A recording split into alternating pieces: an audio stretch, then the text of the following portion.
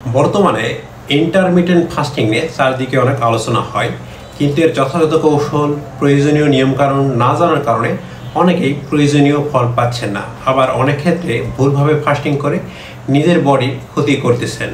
ফাস্টিংয়ের A to Z নিয়ে আলোচনা করে নিয়মিত বিরতিতে আমার চ্যানেলে সিরিজ আকারে ভিডিও আপলোড করব, যাতে আপনারা নিজেরা নিজেদের ফাস্টিং পরিকল্পনা সঠিকভাবে তৈরি করতে পারেন এবং উপকৃত হন। নিয়মিত ভিডিও পেতে আমার চ্যানেলটিকে সাবস্ক্রাইব করে পাশে থাকুন। আজ আমরা উপবাস এবং এর আধুনিক বৈজ্ঞানিক প্রয়োগ ইন্টারমিটেন্ট ফাস্টিং নিয়ে আলোচনা করব। আপনারা জানেন, উপবাস একটি স্বেচ্ছাকৃত প্রক্রিয়া, যেখানে মানুষ নির্দিষ্ট সময়ের জন্য খাদ্য ও পানীয় গ্রহণ থেকে বিরত থাকে। এটি কেবল বডির চাহিদা থেকে দূরে থাকা নয়, বরং এটি আত্মসংযম, আত্মনিয়ন্ত্রণ এবং আধ্যাত্মিক মনোযোগের প্রতীক।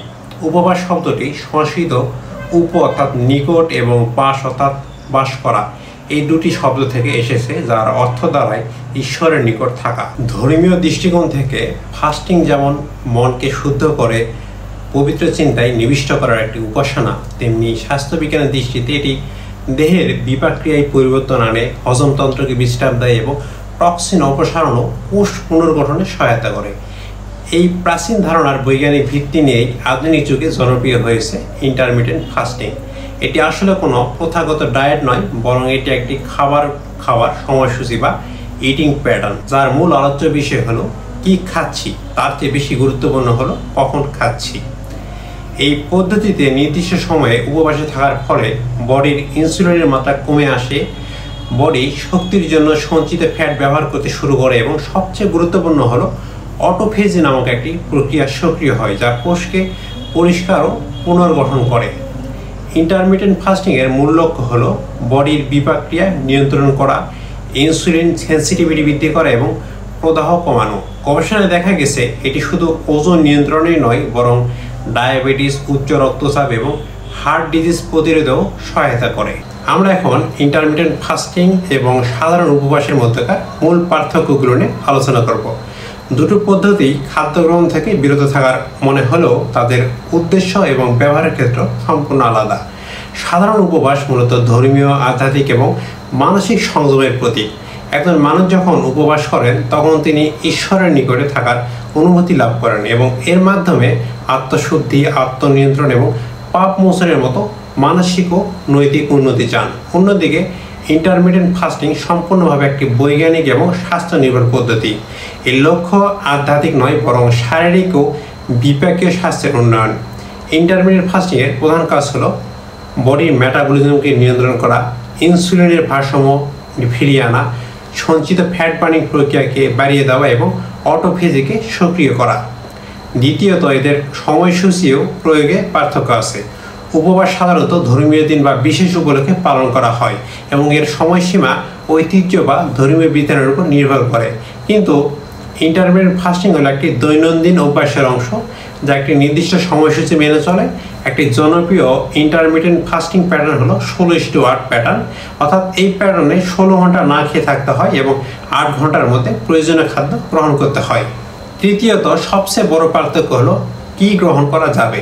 উপবাসে অনেক সময় সম্পূর্ণ খাদ্য ও পানীয় বর্জন করা হয়, যার ফলে বডিতে পানির শূন্যতা দেখা দিতে পারে, কিন্তু ইন্টারমিটেন্ট ফাস্টিংয়ে বডিকে সচল রাখার জন্য পানি, ব্ল্যাক কফি বা গ্রিন টি পান করার অনুমতি আছে। তাই সংক্ষেপে বলা যায়, উপবাস হলো মানসিক এবং আধ্যাত্মিক উন্নতির পথ, আর ইন্টারমিটেন্ট ফাস্টিং হলো শারীরিক ও বিপাকীয় স্বাস্থ্যের উন্নয়নের বৈজ্ঞানিক কৌশল।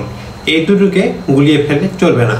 উপবাস কেবল একটি ধর্মীয় প্রথা বা আধুনিক স্বাস্থ্যের কৌশল নয়, এটি আমাদের মানব বিবর্তনের ইতিহাসের সঙ্গে গভীরভাবে সম্পর্কযুক্ত। আমাদের পূর্বপুরুষরা যখন শিকার সংগ্রহকারী হিসেবে জীবনযাপন করতেন, তখন আজকের মতো নিয়মিত 3 বেলা খাবার খাওয়ার কোনো নিশ্চয়তা ছিল না। কখনো শিকার মিলত, আবার কখনো দিনের পর দিন খাদ্যের অভাব থাকতো। এই পরিস্থিতিতে অনিচ্ছাকৃতভাবে হলেও তাদের দীর্ঘ সময় ধরে উপবাস করতে হতো। এই অনিয়মিত খাদ্য প্রাপ্যতার সঙ্গে যে আদিম মানুষগুলো খাপ খাইয়ে নিতে পেরেছিল, তারাই টিকে ছিল এবং তাদের জিন আমাদের মধ্যে এসেছে। এটাই হলো বেঁচে থাকার জন্য অভিযোজন বা অ্যাডাপ্টেশন ফর সার্ভাইভাল। এই অভিযোজনের ফলে মানবদের এমন কিছু জৈব রাসায়নিক প্রক্রিয়া তৈরি হয়েছে, যা খাদ্যের অভাবের সময় আমাদের টিকে থাকতে সাহায্য করেছিল। এর মধ্যে প্রথম এবং প্রধান প্রক্রিয়া হলো মেটাবলিক সুইচ যখন আমরা উপবাস করি তখন বডি প্রথমে লিভার ও পেশিতে সঞ্চিত শর্করা বা গ্লাইকোজেন ব্যবহার করে শক্তি নেয়, কিন্তু গ্লাইকোজেন ফুরিয়ে গেলেই বডি চর্বি ভাঙতে শুরু করে এবং কিটোন বডি নামক বিকল্প জ্বালানি তৈরি করে। কিটোন বডি শুধু শক্তিই দেয় না, এটি মস্তিষ্কের জন্য উচ্চ ক্ষমতা সম্পন্ন জ্বালানি হিসেবে কাজ করে। ফলে আমাদের পূর্বপুরুষরা না খেয়েও শারীরিক ও মানসিকভাবে সজাগ ও সক্রিয় থাকতে পারত, তা শিকারের জন্য অপরিহার্য ছিল। উপবাসের দ্বিতীয় গুরুত্বপূর্ণ বিবর্তনের সুবিধা হলো অটোফেজি প্রক্রিয়া। খাদ্য স্বল্পতার সময় বডি এক প্রকার সেলুলার পরিচ্ছন্নতা বা কোষীয় পরিচ্ছন্নতা বোর্ডে চলে যায়।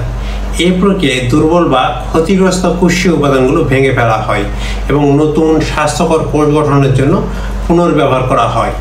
এটি এক প্রকার আভ্যন্তরীণ রক্ষণাবেক্ষণ যা আমাদের পূর্বপুরুষদের দীর্ঘায়ু ও রোগমুক্ত থাকতে সাহায্য করত। এছাড়াও নিয়মিত বিরতিতে উপবাসের কারণে আমাদের কোষগুলো ইনসুলিনের প্রতি অধিক সংবেদনশীল হয়ে ওঠে, অর্থাৎ অল্প ইনসুলিনে কোষগুলো রক্ত থেকে গ্লুকোজ ভালোভাবে গ্রহণ করতে পারে, যা আধুনিক যুগের ডায়াবেটিসের মতো রোগ থেকে সুরক্ষা দেয়।